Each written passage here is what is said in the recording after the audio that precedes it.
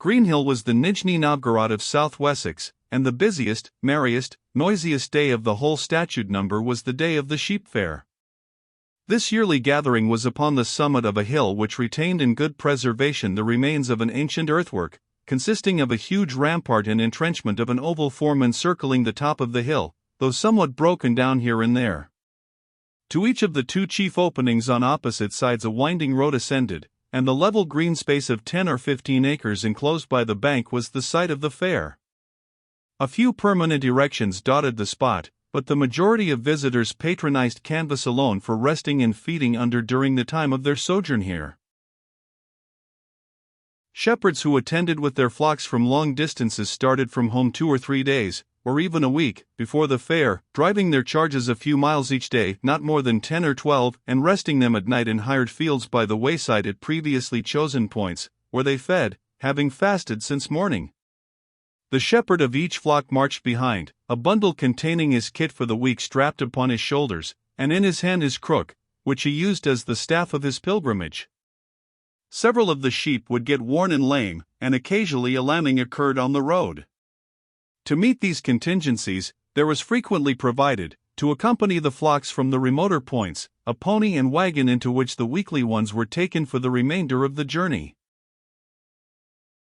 The Weatherbury farms, however, were no such long distance from the hill, and those arrangements were not necessary in their case.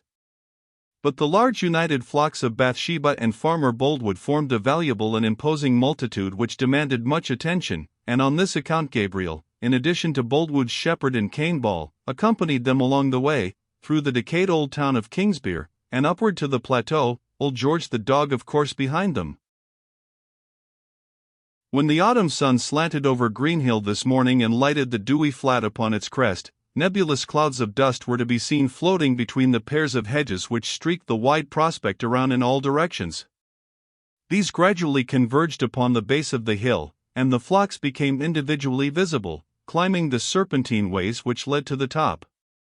Thus, in a slow procession, they entered the opening to which the roads tended, multitude after multitude, horned and hornless, blue flocks and red flocks, buff flocks and brown flocks, even green and salmon-tinted flocks, according to the fancy of the colorist and custom of the farm. Men were shouting, dogs were barking, with greatest animation, but the thronging travelers in so long a journey had grown nearly indifferent to such terrors, though they still bleated piteously at the unwontedness of their experiences, a tall shepherd rising here and there in the midst of them, like a gigantic idol amid a crowd of prostrate devotees. The great mass of sheep in the fair consisted of South Downs and the old Wessex horned breeds, to the latter class Bathsheba's and Farmer Boldwood's mainly belonged. These filed in about 9 o'clock, their vermiculated horns lopping gracefully on each side of their cheeks in geometrically perfect spirals, a small pink and white ear nestling under each horn. Before and behind came other varieties, perfect leopards as to the full rich substance of their coats, and only lacking the spots. There were also a few of the Oxfordshire breed, whose wool was beginning to curl like a child's flaxen hair, though surpassed in this respect by the effeminate Leicesters, which were in turn less curly than the Cotswolds. But the most picturesque by far was a small flock of Exmoors, which chanced to be there this year. Their pied faces and legs, dark and heavy horns, tresses of wool hanging round their swarthy foreheads, quite relieved the monotony of the flocks in that quarter. All these bleating, panting, and weary thousands had entered and were penned before the morning had far advanced, the dog belonging to each flock being tied to the corner of the pen containing it. Alleys for pedestrians intersected the pens, which soon became crowded with buyers and sellers from far and near. In another part of the hill an altogether different scene began to force itself upon the eye towards midday. A circular tent, of exceptional newness and size, was in course of erection here. As the day drew on, the flocks began to change hands, lightening the shepherd's responsibilities, and they turned their attention to this tent and inquired of a man at work there, whose soul seemed concentrated on tying a bothering knot in no time, what was going on. "The Royal Hippodrome performance of Turpin's ride to York and the death of Black Bess," replied the man promptly, without turning his eyes or leaving off tying.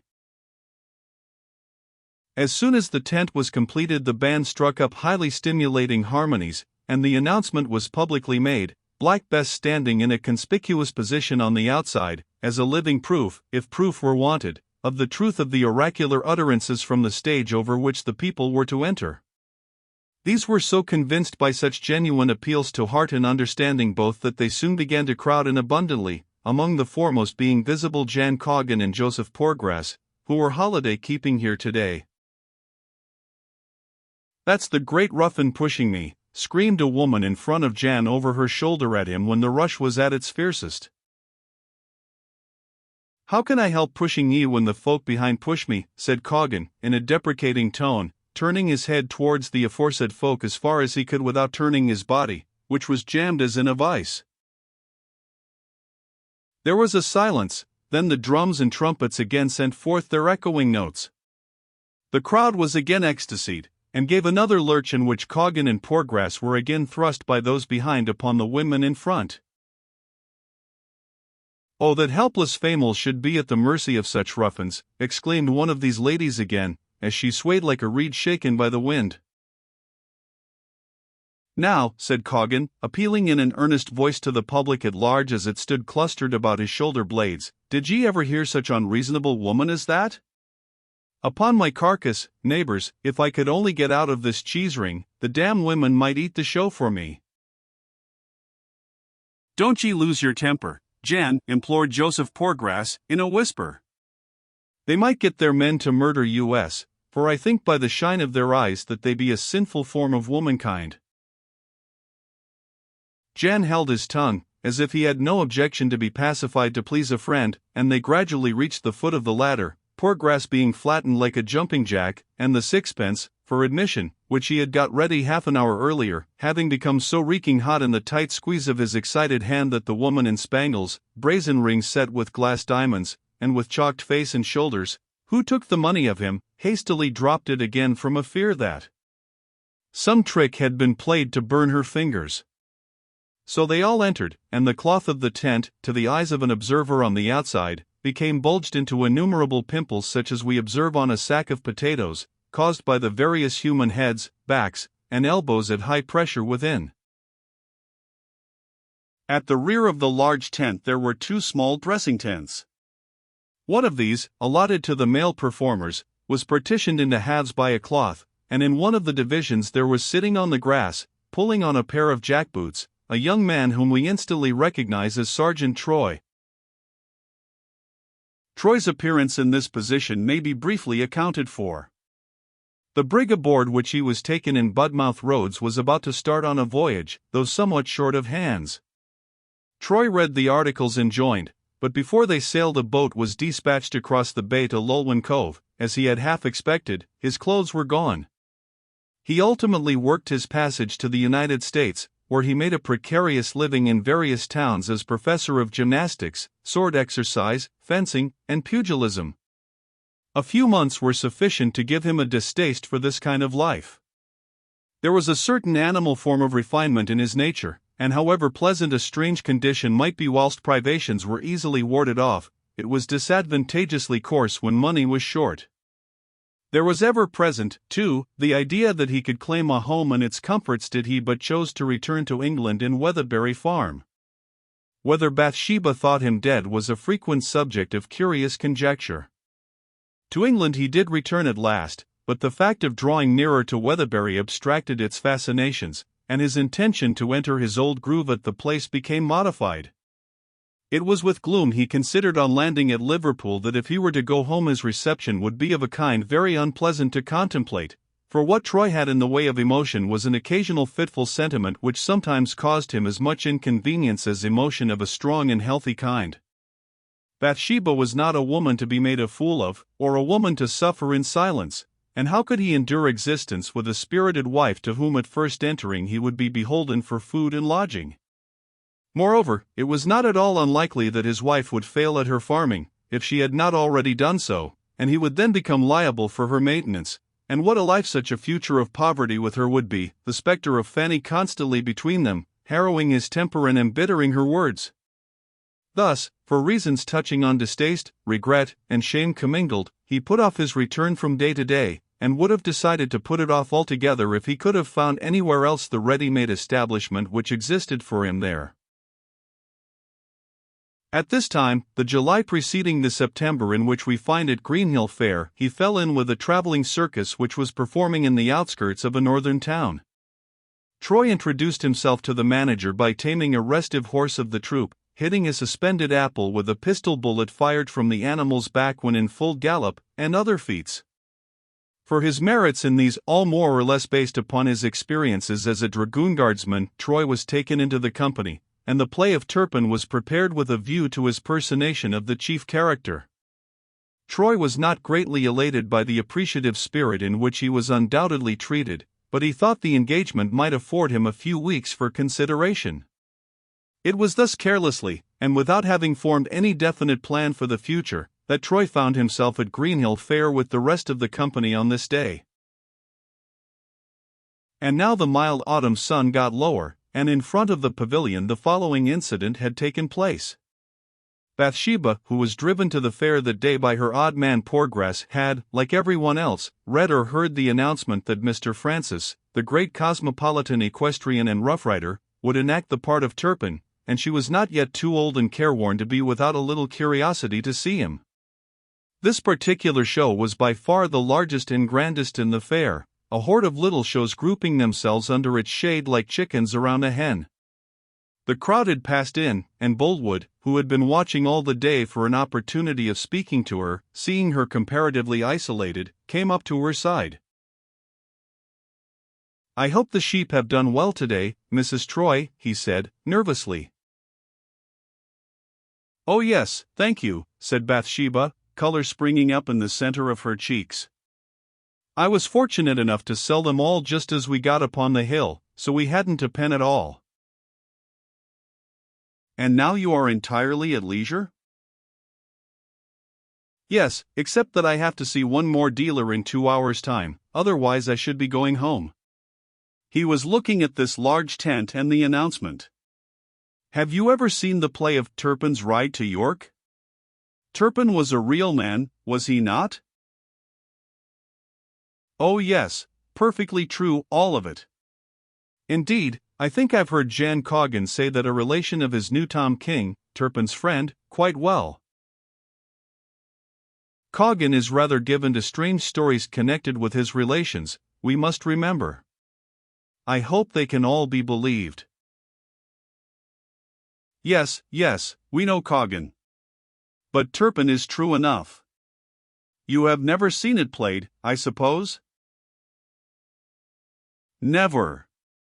I was not allowed to go into these places when I was young." "Hark! What's that prancing? How they shout!" "Black Bess just started off, I suppose. Am I right in supposing you would like to see the performance, Mrs. Troy? Please excuse my mistake, if it is one, but if you would like to, I'll get a seat for you with pleasure." Perceiving that she hesitated, he added, "I myself shall not stay to see it, I've seen it before." Now Bathsheba did care a little to see the show, and had only withheld her feet from the ladder because she feared to go in alone.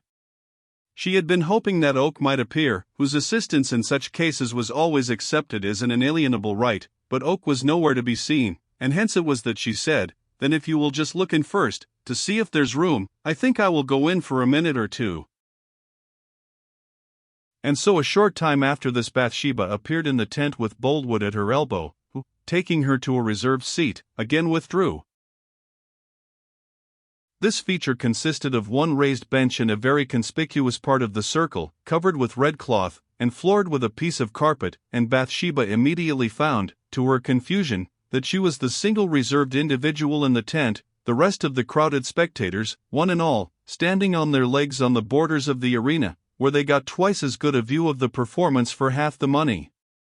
Hence as many eyes were turned upon her, enthroned alone in this place of honor, against a scarlet background, as upon the ponies and clown who were engaged in preliminary exploits in the center, Turpin not having yet appeared. Once there, Bathsheba was forced to make the best of it and remain. She sat down, spreading her skirts with some dignity over the unoccupied space on each side of her, and giving a new and feminine aspect to the pavilion. In a few minutes she noticed the fat red nape of Coggan's neck among those standing just below her, and Joseph Poorgrass's saintly profile a little further on. The interior was shadowy with a peculiar shade.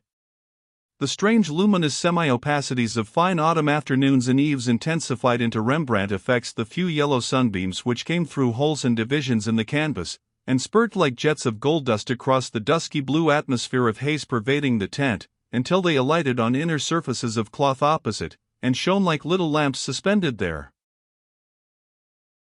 Troy, on peeping from his dressing tent through a slit for a reconnoiter before entering, saw his unconscious wife on high before him as described, sitting as queen of the tournament. He started back in utter confusion, for although his disguise effectually concealed his personality, he instantly felt that she would be sure to recognize his voice. He had several times during the day thought of the possibility of some Weatherbury person or other appearing and recognizing him, but he had taken the risk carelessly. "If they see me, let them," he had said. But here was Bathsheba in her own person, and the reality of the scene was so much intenser than any of his prefigurings that he felt he had not half enough considered the point. She looked so charming and fair that his cool mood about Weatherbury people was changed. He had not expected her to exercise this power over him in the twinkling of an eye. Should he go on, and care nothing? He could not bring himself to do that.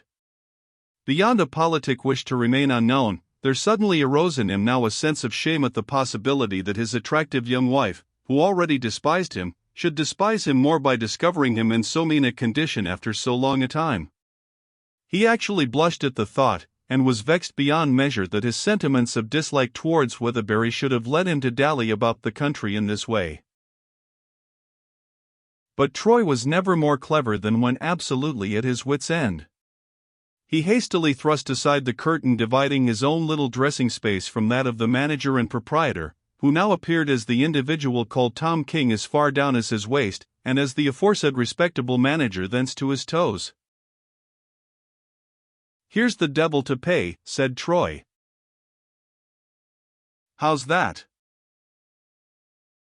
"Why, there's a blackguard creditor in the tent I don't want to see, who'll discover me and nab me as sure as Satan if I open my mouth. What's to be done?" "You must appear now, I think." "I can't." "But the play must proceed." "Do you give out that Turpin has got a bad cold, and can't speak his part, but that he'll perform it just the same without speaking?" The proprietor shook his head. "Anyhow, play or no play, I won't open my mouth," said Troy, firmly. "Very well, then let me see." "I tell you how we'll manage," said the other, who perhaps felt it would be extremely awkward to offend his leading man just at this time. "I won't tell him anything about your keeping silence, go on with the piece and say nothing, doing what you can by a judicious wink now and then, and a few indomitable nods in the heroic places, you know. They'll never find out that the speeches are omitted." This seemed feasible enough, for Turpin's speeches were not many or long, the fascination of the piece lying entirely in the action, and accordingly the play began, and at the appointed time Black Bess leapt into the grassy circle amid the plaudits of the spectators. At the turnpike scene, where Bess and Turpin are hotly pursued at midnight by the officers, and the half-awake gatekeeper in his tasseled nightcap denies that any horseman has passed, Coggan uttered a broad-chested "well done," which could be heard all over the fair above the bleeding, and Poorgrass smiled delightedly with a nice sense of dramatic contrast between our hero, who coolly leaps the gate, and halting justice in the form of his enemies, who must needs pull up cumbersomely and wait to be let through. At the death of Tom King, he could not refrain from seizing Coggan by the hand, and whispering, with tears in his eyes, "Of course he's not really shot, Jan, only seemingly." And when the last sad scene came on, and the body of the gallant and faithful Bess had to be carried out on a shutter by 12 volunteers from among the spectators, nothing could restrain Poorgrass from lending a hand, exclaiming, as he asked Jan to join him, "'Twill be something to tell of at Warren's in future years, Jan, and hand down to our children." For many a year in Weatherbury, Joseph told, with the air of a man who had had experiences in his time, that he touched with his own hand the hoof of Bess as she lay upon the board upon his shoulder. If, as some thinkers hold, immortality consists in being enshrined in others' memories, then did Black Bess become immortal that day if she never had done so before? Meanwhile, Troy had added a few touches to his ordinary makeup for the character, the more effectually to disguise himself, and though he had felt faint qualms on first entering, the metamorphosis effected by judiciously lining his face with a wire rendered him safe from the eyes of Bathsheba and her men. Nevertheless, he was relieved when it was got through. There was a second performance in the evening, and the tent was lighted up. Troy had taken his part very quietly this time, venturing to introduce a few speeches on occasion, and was just concluding it when, whilst standing at the edge of the circle contiguous to the first row of spectators, he observed within a yard of him the eye of a man darted keenly into his side features. Troy hastily shifted his position, after having recognized in the scrutineer the knavish bailiff Pennyways, his wife's sworn enemy, who still hung about the outskirts of Weatherbury. At first Troy resolved to take no notice and abide by circumstances. That he had been recognized by this man was highly probable, yet there was room for a doubt. Then the great objection he had felt to allowing news of his proximity to precede him to Weatherbury in the event of his return, based on a feeling that knowledge of his present occupation would discredit him still further in his wife's eyes, returned in full force. Moreover, should he resolve not to return at all, a tale of his being alive and being in the neighborhood would be awkward, and he was anxious to acquire a knowledge of his wife's temporal affairs before deciding which to do. In this dilemma, Troy at once went out to reconnoiter. It occurred to him that to find Pennyways, and make a friend of him if possible, would be a very wise act. He had put on a thick beard borrowed from the establishment, and in this he wandered about the fair field. It was now almost dark, and respectable people were getting their carts and gigs ready to go home. The largest refreshment booth in the fair was provided by an innkeeper from a neighboring town.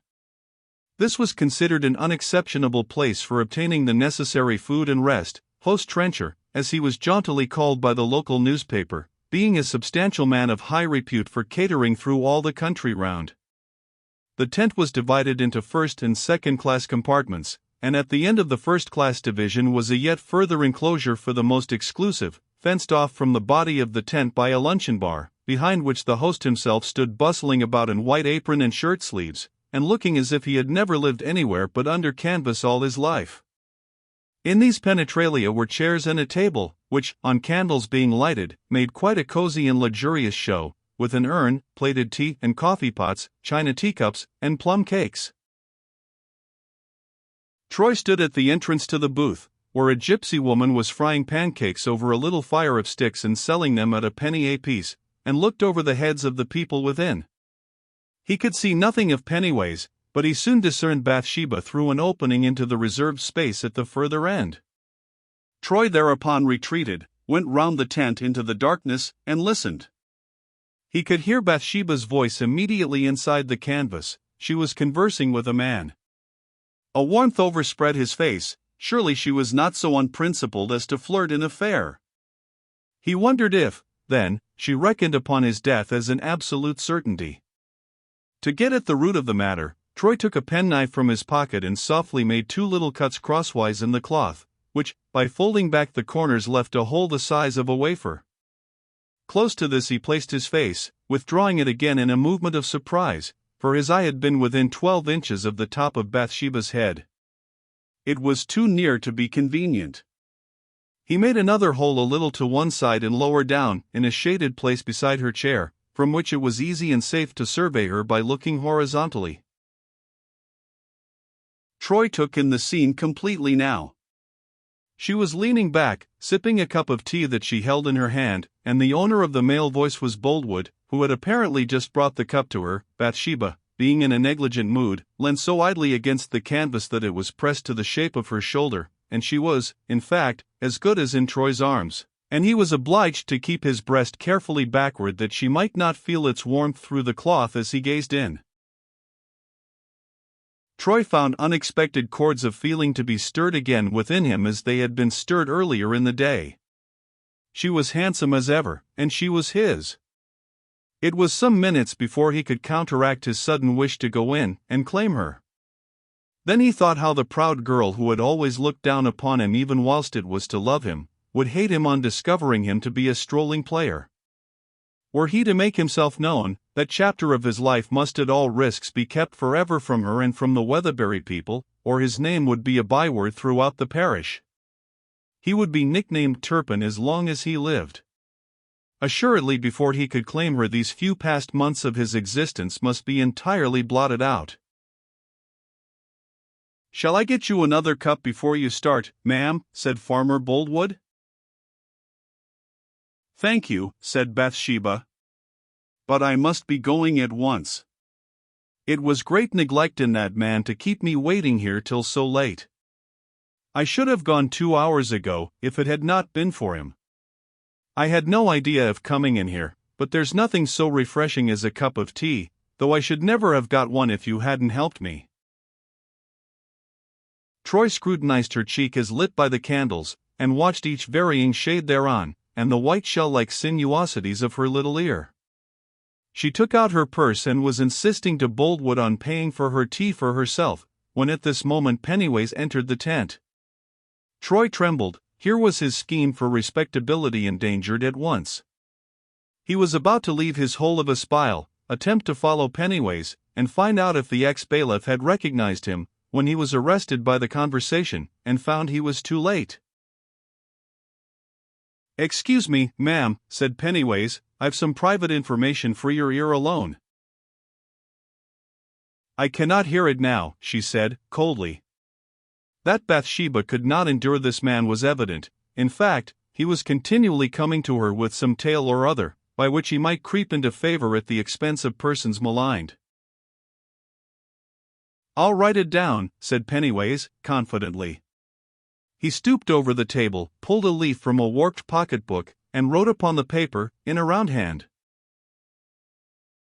"Your husband is here. I've seen him. Who's the fool now?" This he folded small, and handed towards her. Bathsheba would not read it, she would not even put out her hand to take it. Pennyways, then, with a laugh of derision, tossed it into her lap, and, turning away, left her. From the words and action of Pennyways, Troy, though he had not been able to see what the ex-bailiff wrote, had not a moment's doubt that the note referred to him. Nothing that he could think of could be done to check the exposure. "Curse my luck," he whispered, and added imprecations which rustled in the gloom like a pestilent wind. Meanwhile Boldwood said, taking up the note from her lap, "Don't you wish to read it, Mrs. Troy? If not, I'll destroy it." "Oh, well," said Bathsheba, carelessly, "perhaps it is unjust not to read it, but I can guess what it is about. He wants me to recommend him, or it is to tell me of some little scandal or another connected with my workpeople. He's always doing that." Bathsheba held the note in her right hand. Boldwood handed towards her a plate of cut bread and butter, when, in order to take a slice, she put the note into her left hand, where she was still holding the purse, and then allowed her hand to drop beside her close to the canvas. The moment had come for saving his game, and Troy impulsively felt that he would play the card. For yet another time he looked at the fair hand, and saw the pink fingertips, and the blue veins of the wrist, encircled by a bracelet of coral chippings which she wore. How familiar it all was to him. Then, with the lightning action in which he was such an adept, he noiselessly slipped his hand under the bottom of the tent-cloth, which was far from being pinned tightly down, lifted it a little way, keeping his eye to the hole, snatched the note from her fingers, dropped the canvas, and ran away in the gloom towards the bank and ditch, smiling at the scream of astonishment which burst from her. Troy then slid down on the outside of the rampart, hastened round in the bottom of the entrenchment to a distance of 100 yards, ascended again, and crossed boldly in a slow walk towards the front entrance of the tent. His object was now to get to Pennyways, and prevent a repetition of the announcement until such time as he should choose. Troy reached the tent door, and standing among the groups there gathered, looked anxiously for Pennyways, evidently not wishing to make himself prominent by inquiring for him. One or two men were speaking of a daring attempt that had just been made to rob a young lady by lifting the canvas of the tent beside her. It was supposed that the rogue had imagined a slip of paper which she held in her hand to be a banknote, for he had seized it, and made off with it, leaving her purse behind. His chagrin and disappointment at discovering its worthlessness would be a good joke, it was said. However, the occurrence seemed to have become known to few, for it had not interrupted a fiddler, who had lately begun playing by the door of the tent, nor the four bowed old men with grim countenances and walking sticks in hand, who were dancing Major Malley's reel to the tune. Behind these stood Pennyways. Troy glided up to him, beckoned, and whispered a few words, and with a mutual glance of concurrence the two men went into the night together.